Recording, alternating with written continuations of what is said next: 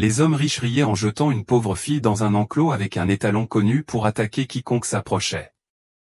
Ils pensaient que ce n'était qu'une autre diversion cruelle, mais ce qui s'y passait était si incroyable que même l'animal n'osait pas agir.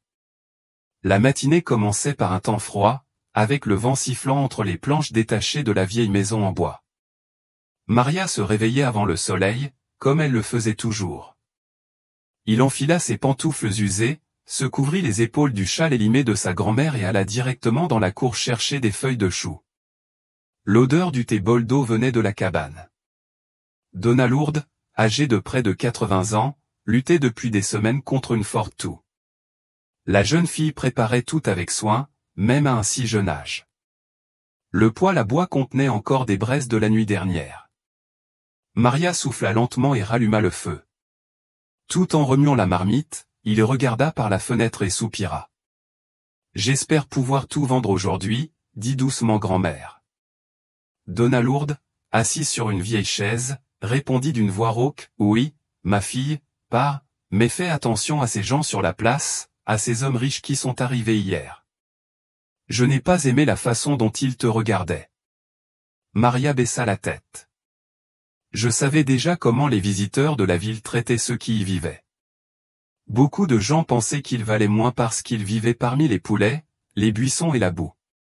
Mais la jeune fille avait du courage dans le cœur. Avec un sac en tissu sur l'épaule et les pieds couverts de terre, il se dirigea vers la ville. En chemin, elle a salué ses voisins, tous pauvres comme elle. Au centre, la place était déjà pleine, des gens vendant du fromage, du pain, du couscous. Et il y avait ces hommes qui riaient bruyamment près du bar de Monsieur Nelson. L'un d'eux, vêtu d'une chemise blanche et de cheveux gélifiés, a pointé la jeune fille du doigt et lui a chuchoté quelque chose. Les autres ont ri. Maria sentit des papillons dans son ventre, mais fit semblant de ne pas le remarquer. Il ouvrit le sac et commença à proposer le légume. « Madame, voudriez-vous du chou frais ?» demanda-t-il avec un sourire timide. La femme regarda de haut en bas et fronça le nez. « Je ne veux rien des gens qui vivent au milieu des bois. » Les mots pesaient comme une brique sur la poitrine de la jeune fille, mais elle ne pleurait pas. Il continua à marcher d'un pas régulier, essayant de vendre ce qu'il avait. Il ne savait pas que ce serait le jour le plus cruel de sa vie et qu'à partir de ce moment, le destin allait tout changer. 3 camionnettes noires se sont arrêtées en plein centre de la place. La poussière montait et recouvrait tout autour. De l'intérieur, les hommes sortaient avec des vêtements coûteux, des chaussures brillantes et des lunettes de soleil, même sans soleil. Les gens s'arrêtèrent pour paraître curieux. Ce n'était pas tous les jours que des gens comme ça se présentaient là-bas. Le plus grand, Marcelo, éclata de rire et sortit un cigare de la poche de sa chemise. « Cette fin du monde existe toujours », a-t-il déclaré d'un ton moqueur. Un autre, plus jeune et d'une voix traînante, répondit, « Cet endroit pue les animaux et la pauvreté. » Ce Nelson, propriétaire du bar, a tenté d'entamer une conversation. « Bonjour, messieurs. Êtes-vous ici pour affaires ou pour le plaisir ?» Marcelo n'a même pas regardé, il a fait un signe de la main comme s'il chassait une mouche. Les hommes sont entrés dans le bar sans rien dire d'autre. À l'intérieur, ils commandèrent de la bière importée et de la viande saignante. Ceux qui passaient devant entendaient des rires et des commentaires méchants. C'était comme si tout ce qu'il y avait dans leurs mains était un jouet. Maria passait par là, vendant ses légumes. Le sac est presque vide, le visage est en sueur, mais le pas est ferme. Il essaya de partir en silence, mais il n'en eut pas le temps. Aux jeunes femmes. Marcelo, depuis la porte du bar, a appelé. « Viens ici et montre-moi ce qu'il y a dans ce sac. » La jeune fille s'arrêta, regarda autour d'elle, cherchant une issue. Mais les badauds formaient déjà un cercle, comme s'ils attendaient un spectacle. « C'est juste du chou, monsieur, répondit-il doucement. « Le chou frisé ? Ça ne nourrit même pas les cochons, dit l'autre, provoquant un rire du groupe. Maria serra le sac plus fort et recula d'un pas. L'un des hommes s'est approché et a touché le bras de la jeune fille. « Ne vous inquiétez pas, nous voulons juste vous voir de près. » Si jeune et qui vend déjà des légumes. comme c'est triste. Dans ses paroles douces, il y avait du venin. Je pouvais le sentir. Maria détourna le visage, fermant les yeux pour s'empêcher de pleurer. Faisons quelque chose de différent aujourd'hui, a déclaré Marcelo avec un sourire en coin. Tu verras, ce sera amusant. Le groupe s'éloigna en chuchotant entre eux. Personne n'y comprenait le plan, mais le regard de l'un d'eux, fixe et froid, donnait des frissons même aux plus distraits. Le soleil se couchait déjà lorsqu'un des garçons commenta à haute voix, « J'ai déjà réparé l'enclos, ce sera en fin d'après-midi. » À cette époque, personne n'imaginait ce qui allait arriver. Mais ce qui était une plaisanterie pour les riches s'est transformé en cauchemar pour une âme innocente. Je suis sûr que cette histoire vous a ému, tout comme elle m'a ému lorsque j'ai commencé à écrire. Alors faites ce qui suit, laissez votre like et abonnez-vous à la chaîne ici. C'est gratuit, ça ne coûte rien et vous m'aidez à continuer à apporter des histoires vraiment touchantes. Le soleil commençait déjà à se coucher lorsque le camion sombre s'est arrêté près de l'ancienne ferme de Monsieur Adao. Sur le terrain voisin, il y avait un enclos en bois utilisé par les éleveurs locaux pour apprivoiser les poulains. L'un des hommes descendit, ouvrit précipitamment le portail et jeta une poignée de foin par terre. Dans le coin le plus éloigné, un étalon brun traînait agité ses sabots, les dents découvertes, les yeux effrayés. Les gens de la région disaient que personne ne pouvait s'approcher de cet animal. Marcelo croisa les bras et regarda avec mépris. C'est ici, ça va être rapide. Maria, sans rien savoir, rentrait à la maison par le chemin de terre, avec un sac vide et les yeux fatigués. Un des hommes l'attendait devant elle, près du tronc d'un arbre tordu.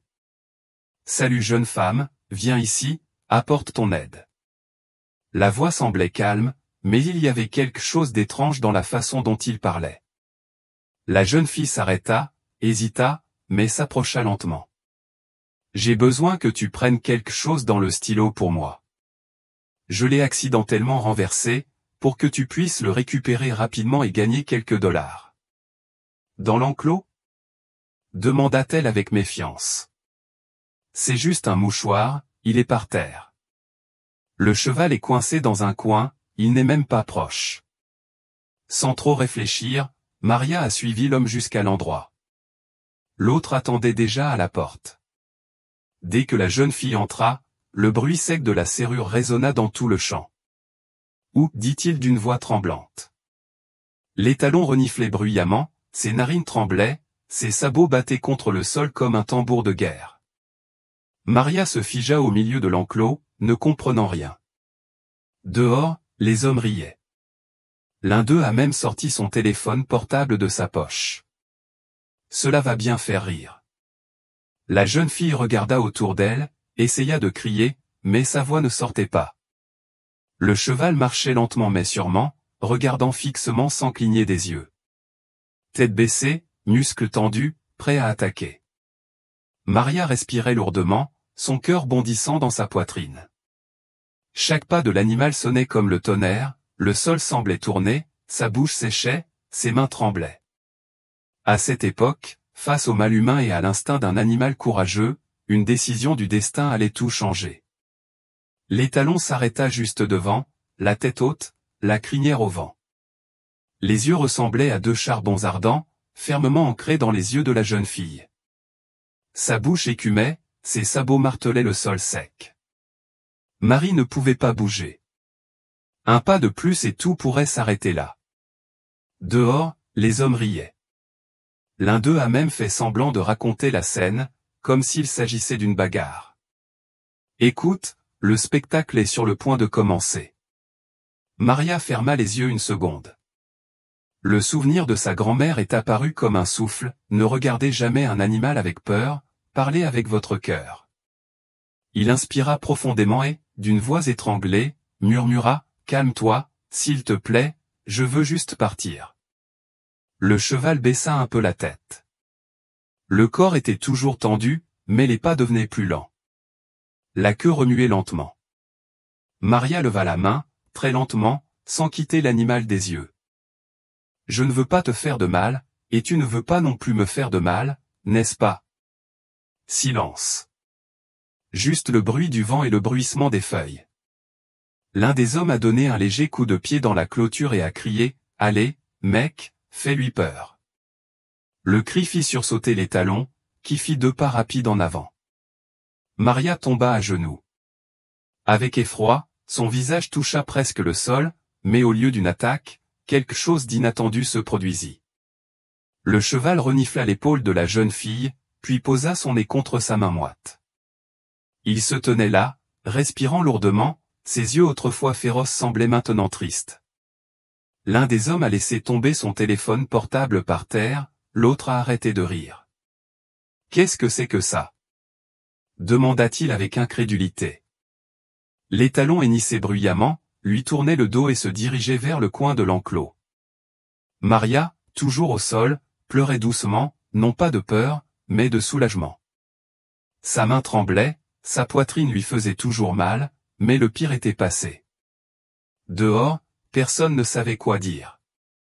Ce qui était censé être amusant s'est transformé en silence. Maria se leva lentement, ses vêtements sales, ses yeux rouges, et se dirigea vers le portail sans regarder personne. « Ouvrez-le, s'il vous plaît, demanda-t-il d'une voix rauque.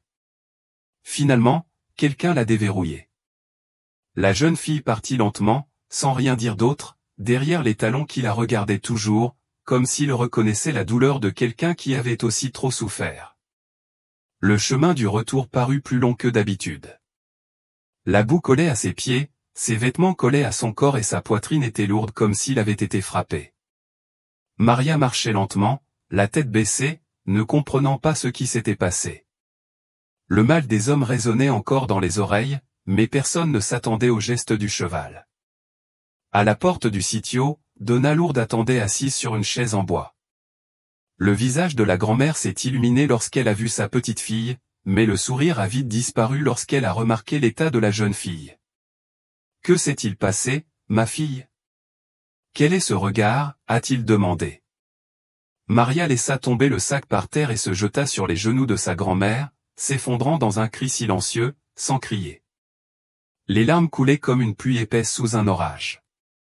Grand-mère est sortie faible, presque sans force. « Ils m'ont jeté dans un enclos avec un cheval sauvage, » dit Maria entre 2 sanglots. Donna Lourde tenait la jeune fille dans ses bras et fermait étroitement les yeux, essayant de contenir son propre désespoir. Sans cœur. Un jour, ce mal leur reviendra.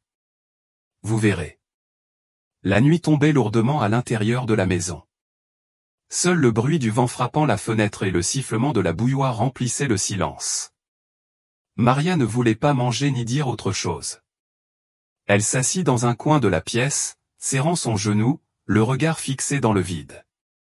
Le lendemain matin, le buzz avait déjà envahi la ville. L'histoire de l'enclos s'est répandue de bouche en bouche. Certains disaient que la fille avait un don, d'autres la qualifiaient de chanceuse, mais personne ne voulait s'impliquer. Les hommes riches étaient dangereux, ils avaient trop d'argent et trop peu de respect. Au bar, un des garçons a commenté à voix basse, c'était de la sorcellerie. Cette chose ne laissait jamais personne s'approcher.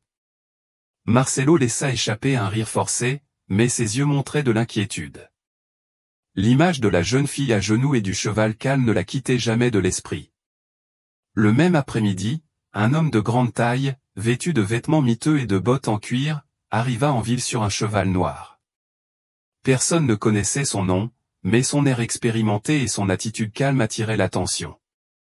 Il s'arrêta devant le marché, descendit prudemment et demanda d'une voix ferme, « Est-ce que quelqu'un ici connaît une fille qui s'appelle Maria ?» Et c'est alors que le destin commença à préparer un nouveau chapitre, que personne ne pourrait oublier. Lors de la vente de ce Osmar, 2 dames chuchotaient près du comptoir. L'un d'eux a commenté d'une voix fine, « Cette fille devrait être reconnaissante d'être en vie maintenant. Elle veut jouer à la victime. » L'autre secoua la tête. Les pauvres inventent toujours des choses pour attirer l'attention. Dehors, Maria écoutait tout en silence, les yeux baissés, le cœur lourd. Il y est entré juste pour acheter de la farine, mais est reparti avec le poids du monde sur ses épaules. Ce qui s'était passé dans l'enclos ne semblait importer à personne. Au lieu de soutien, il n'y avait que des regards tordus et des paroles acerbes.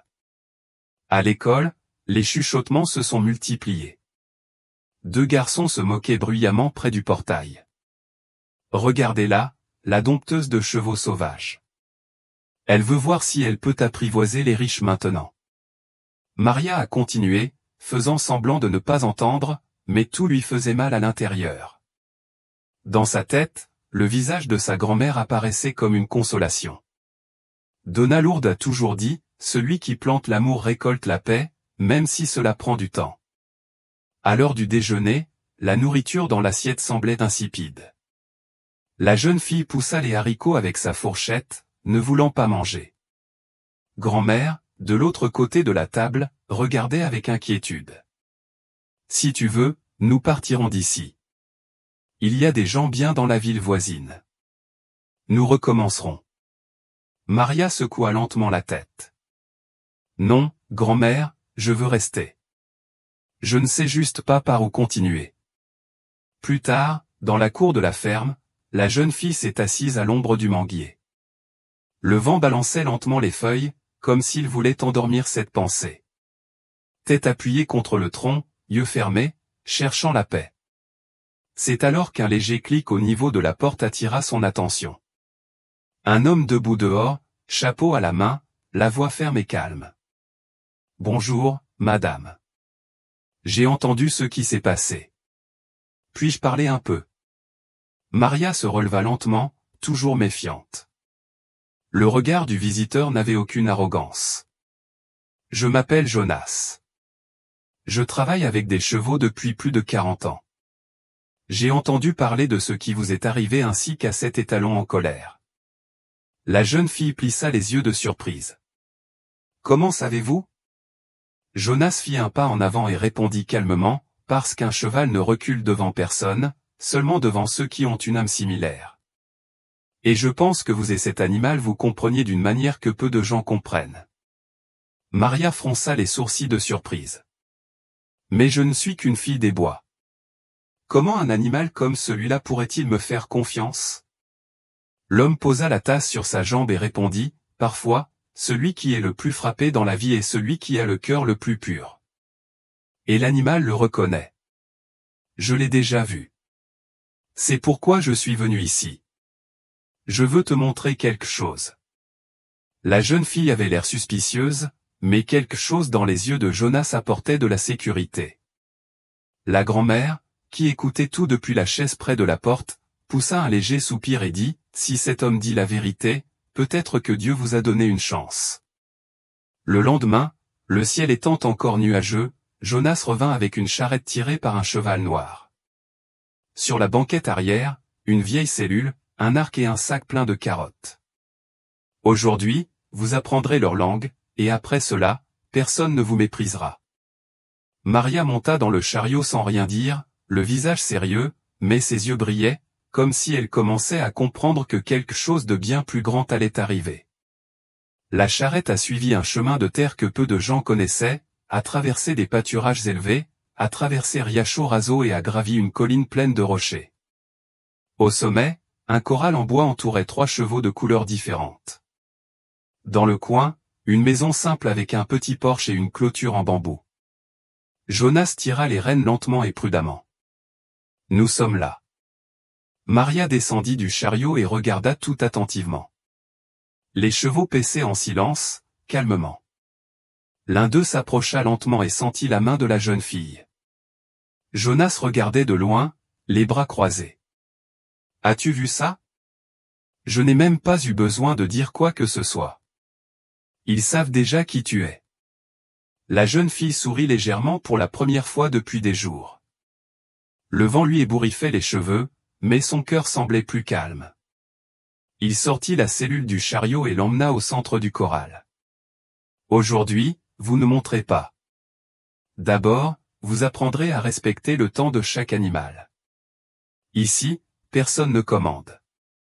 Ici, on parle avec des regards, avec des gestes, avec des silences. » Le soleil se levait lentement, mais la journée passait vite.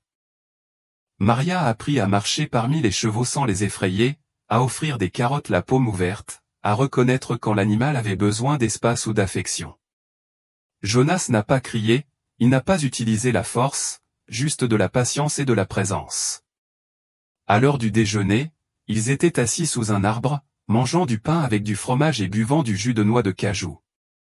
Vous avez un chemin, et ce n'est pas n'importe quel chemin, c'est un vrai cadeau. Celui qui a vécu ce que vous avez vécu et qui parvient encore à avoir la main légère comme ça, mérite de grandes choses. Maria mordit le pain lentement, pensivement. Je veux juste que grand-mère ait la paix et que plus personne ne se moque de nous. Il resta silencieux un moment, puis sortit une caisse en bois qui se trouvait dans le coin du porche. À l'intérieur, des médailles, des photos anciennes et un ruban bleu. Avant de venir ici, j'ai gagné des prix dans tout ce que je pouvais faire. J'étais connu, mais un jour j'ai tout perdu parce que j'ai fait confiance à quelqu'un qui ne le méritait pas. Maintenant, je suis vieux, mais je peux encore enseigner et tu seras ma fierté. La jeune fille ferma les yeux pour retenir ses larmes.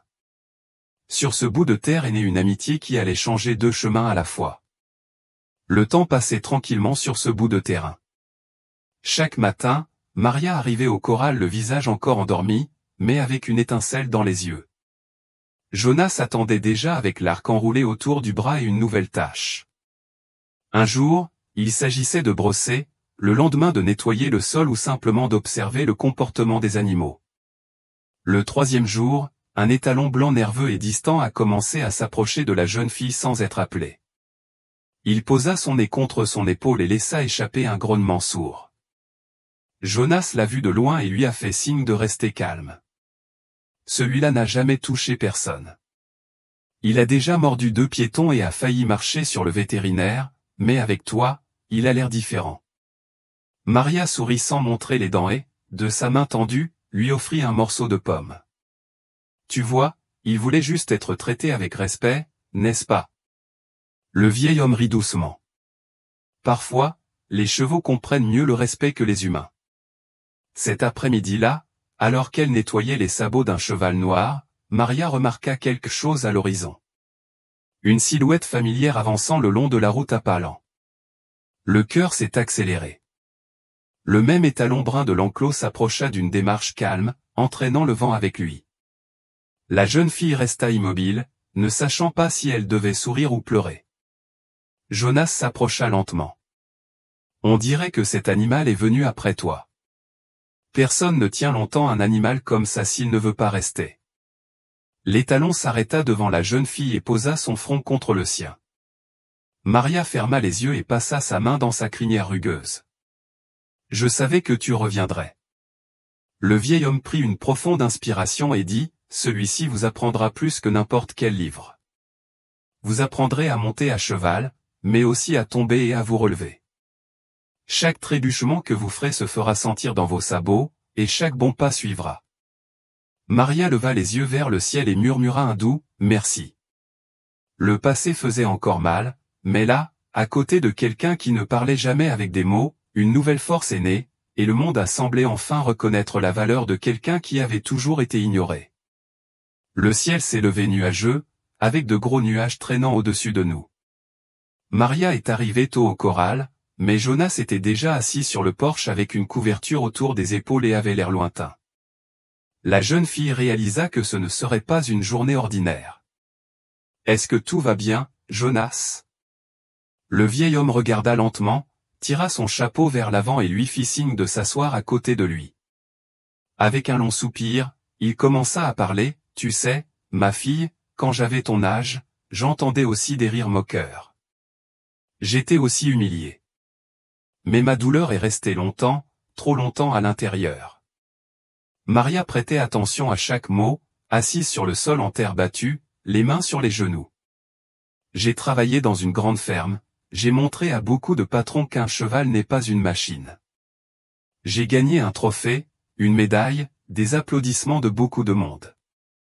Mais il a suffi d'une erreur, une seule, et tout a été jeté à la poubelle. La voix de Jonas trembla un peu, mais ne s'arrêta pas. Un jour, un des chevaux a été effrayé par le tonnerre et a projeté à terre le fils d'un colonel. Ils ont dit que c'était de ma faute. J'ai été renvoyé sans aucune chance de défense, avec une réputation d'irresponsable. Maria serra les poings, ressentant la douleur du vieil homme comme si c'était la sienne. À partir de ce jour, j'ai promis de ne plus jamais enseigner à personne. J'ai tout enfermé en moi, jusqu'à ce que je vois ce que tu as fait dans ce stylo. Cela m'a rappelé qui j'étais. Le silence s'installa pendant quelques secondes jusqu'à ce que le bruit des sabots résonne dans la cour. L'étalon brun s'approcha des deux, tête baissée, comme s'il ressentait lui aussi le poids de cette conversation. Jonas sourit, les yeux larmoyants. Cet animal sait des choses, et toi aussi. C'est pourquoi je t'ai choisi. Parce que tu m'as rappelé qu'il vaut toujours la peine de lui faire confiance. Maria posa sa tête sur l'épaule du vieil homme, avec respect et affection.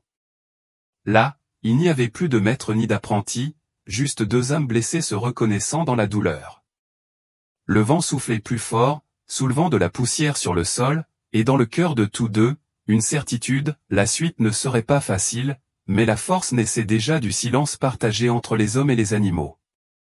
Cette histoire fait mouche, non? Vous pouvez sentir votre cœur se serrer à chaque chapitre. Maintenant, dis-moi quelque chose, d'où regardes-tu ça? Écrivez le nom de votre ville ou pays dans les commentaires. J'adorerais savoir où va cette histoire. Répandons l'enthousiasme partout. Sur la place centrale de la ville, des banderoles colorées flottaient au vent et une grande affiche annonçait l'exposition équestre de la région, un événement qui rassemblait des éleveurs de divers endroits. Parmi les noms des participants, une inscription a surpris beaucoup de monde, Maria do Sitio d'Oval. Beaucoup ont ri, d'autres sont restés silencieux. Jonas, debout à côté de la jeune fille, tenait le formulaire complété avec ses mains calleuses. Maintenant, il n'y a plus de retour en arrière. Le monde connaîtra votre courage. Maria déglutit difficilement, son cœur battant la chamade. Depuis que j'ai accepté le défi, l'entraînement est devenu plus intense. Chaque jour, l'étalon brun traversait le champ sous les ordres de la jeune fille. Le lasso tournait dans les airs, les obstacles étaient surmontés sans hâte, mais avec fermeté. Si tu as peur, souviens-toi d'où tu viens, dit Jonas. Les personnes qui ont déjà été humiliées ne se mettent pas en quatre. Dans le corral, le vieil homme clouait des bandes de tissu colorées sur les branches des arbres, simulant des drapeaux d'événements. Le cheval hennissait mais ne reculait pas. Chaque séance d'entraînement se terminait par une pomme et de l'affection. Un lien invisible grandissait chaque jour. Dans la ville, les rumeurs courent. Certains disaient que c'était fou, d'autres pariaient que le cheval s'enfuirait en pleine course. Marcelo, l'un des hommes riches de l'enceinte, apprit la nouvelle et laissa échapper un rire moqueur. Cette fille va devenir une artiste maintenant. Je veux juste la voir le jour du concours. Le ciel était clair et le soleil brillait de mille feux. Maria portait une chemise simple, un jean usé et un chapeau emprunté par Jonas. L'étalon, aux poils brillants, hennissait bruyamment, comme s'il connaissait l'ampleur du moment. Le présentateur a appelé la jeune fille et le silence est tombé dans les tribunes. Maria monta lentement, se tenant fermement aux rênes. Au signal, le cheval s'envola, sautant par-dessus les obstacles comme s'il volait. Le public est passé du rire contenu à l'étonnement pur. Ceux qui s'attendaient à une chute y ont vu de la légèreté. Ceux qui s'y opposaient ont ravalé leur fierté. À la fin, le score n'était pas le plus élevé, mais les applaudissements étaient les plus sincères. Jonas, les yeux pleins de larmes, frappa des pieds. Aujourd'hui, tu as gagné bien plus qu'un examen, ma fille. La ville ne serait plus jamais la même, et Maria non plus. La poussière du sol flottait encore dans l'air lorsque Maria descendit de cheval. Son visage était rouge de chaleur, sa chemise collait à son corps et sa poitrine palpitait fort, mais là, au milieu de l'arène, ce qu'on ressentait, c'était de la légèreté. Le public était toujours debout et applaudissait bruyamment. Les gens qui se détournaient autrefois souriaient désormais véritablement. Jonas arriva au centre de l'arène d'un pas ferme. Le vieil homme tendit son chapeau et le montra fièrement. Cette fille vaut plus qu'une médaille. C'était du pur courage. Un homme avec un cure-dent a essayé de remettre un certificat, mais la jeune fille s'est contentée de remercier de la tête et est partie en silence, menant le cheval par la bride. Je n'avais pas besoin d'un trophée. La victoire vivait déjà dans sa poitrine. Sur le chemin du retour, la foule s'est séparée respectueusement. Les enfants ont demandé à toucher le cheval, les femmes au foyer ont prononcé des mots de soutien et un homme a proposé de l'eau froide. Maria les remercia un à un, sans se presser, avec un sourire timide. À l'entrée de la ville, un jeune homme tenait son téléphone portable en tremblant. La vidéo du jour de l'enceinte, enregistrée en secret, avait finalement été mise en ligne sur Internet. Le visage de la jeune fille, les talons debout devant elle, les rires des hommes, tout était là, intact. Dans le bar Nelson, la vidéo était déjà diffusée à la télévision. Les mêmes personnes qui avaient ri cet après-midi regardaient désormais en silence. L'expression de Marcelo pâlit. Le verre lui a glissé des mains, est tombé au sol et s'est brisé. Ça ne va pas marcher pour nous, murmura l'un des amis. Pendant ce temps, à Sitio, Donna Lourde attendait à la porte. Lorsqu'elle vit sa petite fille revenir avec le cheval à ses côtés et de la poussière dans les cheveux, ses yeux se remplirent de larmes. Votre combat est devenu un exemple, ma fille. Personne d'autre ne vous marchera dessus. Cette nuit-là, la ville s'endormit différemment. Le nom de Maria résonnait partout, non pas comme une victime, mais comme un symbole de force. Dans le corral, sous le ciel étoilé, Maria posa son front contre celui du cheval et murmura, « Nous avons gagné, non pas leur chemin, mais notre chemin. » Et dans le silence de la nuit, même le vent semblait applaudir. Se réveillant maintenant à la porte de la ferme, les enfants du village sont arrivés avec des lettres, des fleurs et des dessins. L'un d'eux tenait un morceau de papier avec des lettres tordues, « Maria nous apprend à parler à un cheval. » La jeune fille s'agenouilla, ouvrit les bras et serra tout le monde dans ses bras. À ce moment-là, la justice avait déjà eu lieu, non pas par l'arrestation des coupables, mais par la reconnaissance d'une histoire que personne d'autre ne pouvait effacer. 2 mois se sont écoulés depuis le jour du concours. La ferme de Donna Lourde recevait désormais des visiteurs chaque semaine. Enfants des quartiers voisins, jeunes curieux et même adultes cherchaient un moment de paix parmi les chevaux du vieux corral. Maria a aménagé un petit espace avec des rondins et des bancs en bois. Au-dessus de l'entrée, une pancarte artisanale, côte à côte, des chevaux et des cœurs. L'étalon brun, autrefois redouté de tous, se promenait librement dans la cour, à pas calme. Il suivait chaque activité comme s'il en était également responsable. À côté de Maria, il n'y avait aucun signe d'agressivité, juste du respect. Jonas a aidé de toutes les manières possibles. Même avec son corps fatigué, elle prenait toujours soin de s'occuper des animaux et enseignait à tous ceux qui voulaient apprendre. Le vieil homme souriait davantage, riait de bon cœur, comme quelqu'un qui avait retrouvé un sens à la vie. En fin d'après-midi, assise à l'ombre de l'anacardier, Maria et Donna Lourde ont parlé de tout ce qui avait changé. Qui l'aurait cru, n'est-ce pas grand-mère? Cette journée dans l'enclos semblait être la fin et elle s'est transformée en un début. La dame tenait fermement la main de sa petite fille. Tu as transformé la douleur en force, ma fille. Tout le monde ne peut pas faire ça.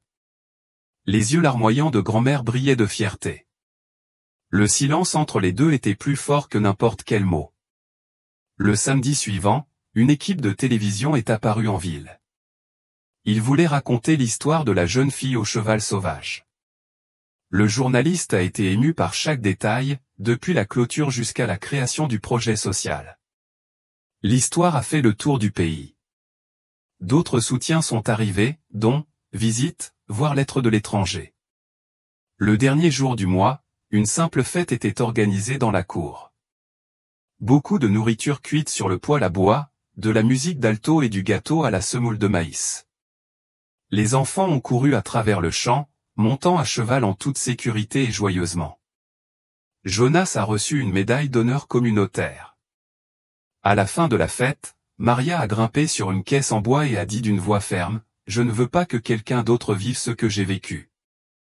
Ici, tout le monde aura une voix, de l'affection et un espace pour recommencer. » Les applaudissements ont été spontanés. Dans le ciel, les étoiles semblaient plus proches. Dans le cœur de chacun, la certitude que, Lorsqu'une âme refuse de se plier face au mal, la vie trouve une belle manière de recommencer.